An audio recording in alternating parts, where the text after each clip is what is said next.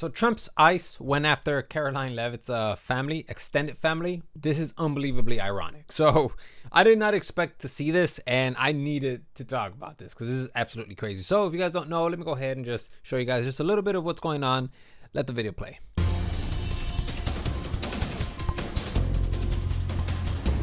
Welcome back to ABC News Live. First, Homeland Security confirms ICE arrested a woman a source says has a connection to White House Press Secretary Karoline Leavitt. Meanwhile, refugees admitted into the U.S. during the Biden administration could be in jeopardy of losing their legal status. Immigration reporter Armando Garcia and Justice reporter Luke Barr are here for more on that.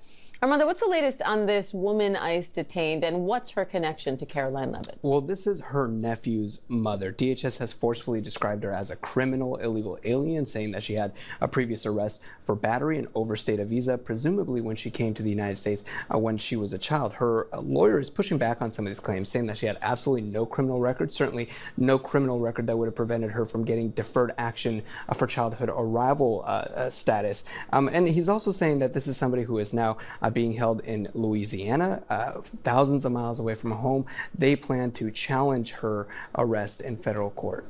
So yeah, that's what's going on right now. Someone very connected to Karoline Leavitt, who's this woman here. Obviously, if you guys don't know, then you guys are living under a rock. But the point is that this woman here, Karoline Leavitt, had extended family that apparently was considered an immigrant in this country.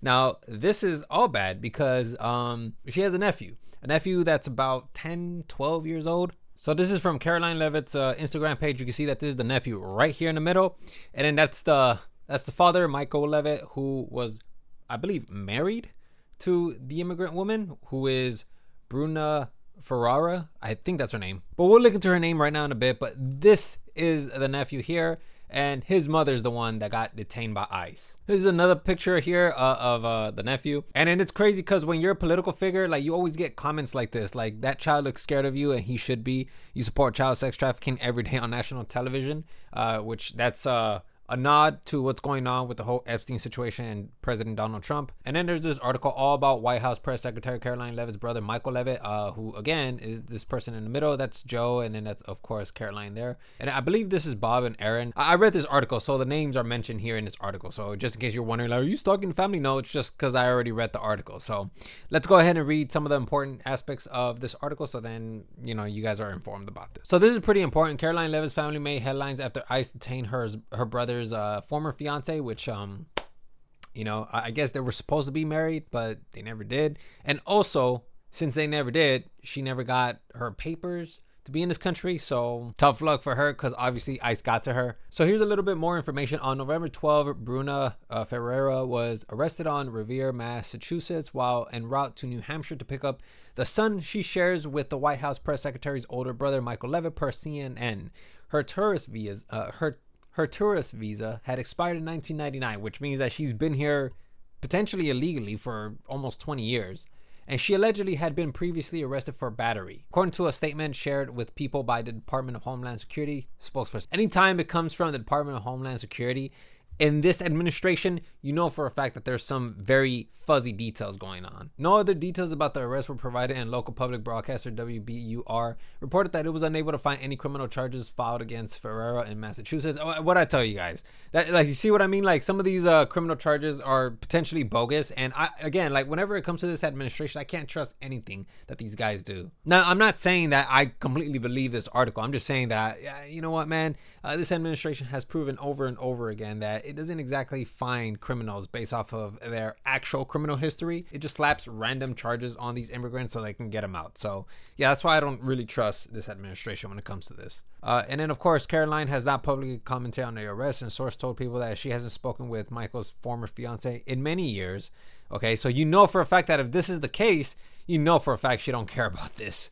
Many years, Ferrara's sister, Graziella dos Santos Rodriguez, claimed the press secretary hasn't reached out to the family. And I don't think she will, because obviously, she's under the Trump administration. But let's just say hypothetically, even if she did care about the situation, I don't expect anything from Karoline Leavitt, honestly. I really don't. Because when you go onto her Instagram, you can see that this woman, the Ferrero woman, the former fiance, is never seen throughout any of those photos. Like, she's not even here in this photo, right? And then this was like 2017. And then this is another family photo back in 2022. And you can see that she's not present here, the immigrant Bruna. She's not here, so to me it just seems like it doesn't really matter. I don't think she's gonna care. If we were to help in any way, if she were willing to do anything to help, she would have reached out by now. Dos Santos Rodriguez told Boston Globe. She has my phone number. We've been family for the last 13 years. Hey, this person is going out talking about we've been family for the last 13 years. But the thing is that it doesn't seem like Karoline has spoken to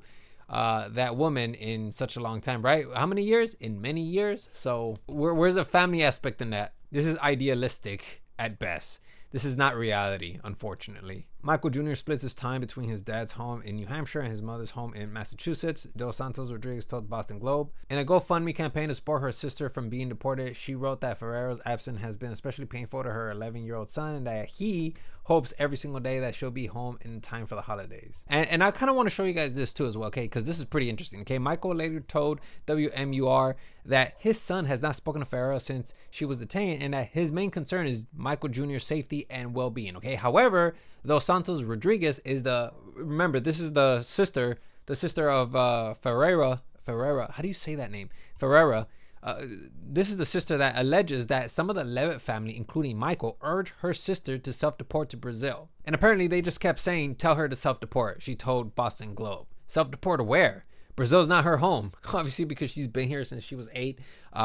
She came here on a visa and now, was here for 20 years illegally. So they kept telling her to self-deport. I don't know if this was out of concern or out of malice to try to get her out of her son's life, right? Or I don't know. But I would probably assume that they were telling her out of concern because they know for a fact that once you get sent to one of those prisons or camps or whatever, what is it called? Alcatraz camp or whatever.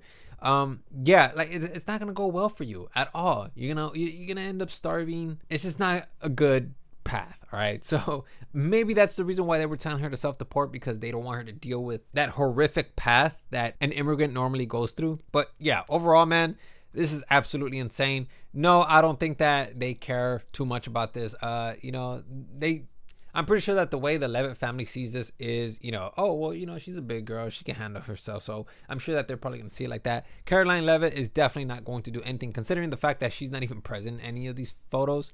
So, I don't think this is a big deal for Karoline. But nevertheless, it just shows you that even if you work for the administration, they'll still go after you. And it just kind of gives me the impression of just what kind of people are currently in the administration. Because if they can go after their own in this circumstance, and since Karoline is a part of that administration and she doesn't do anything about this, it just kind of just sets the wrong precedent, right? Like, the impression that I get from this is like, yeah, a lot of these people who are in office right now are just heartless, or if Karoline does try to do something, it's just going to be seen as, oh, well, they're privileged. So really, they just don't win in this situation, in my opinion. So I don't know. You guys let me know what you guys think about that. I'm going to go ahead and end there. And man, that's pretty much all I have for you guys.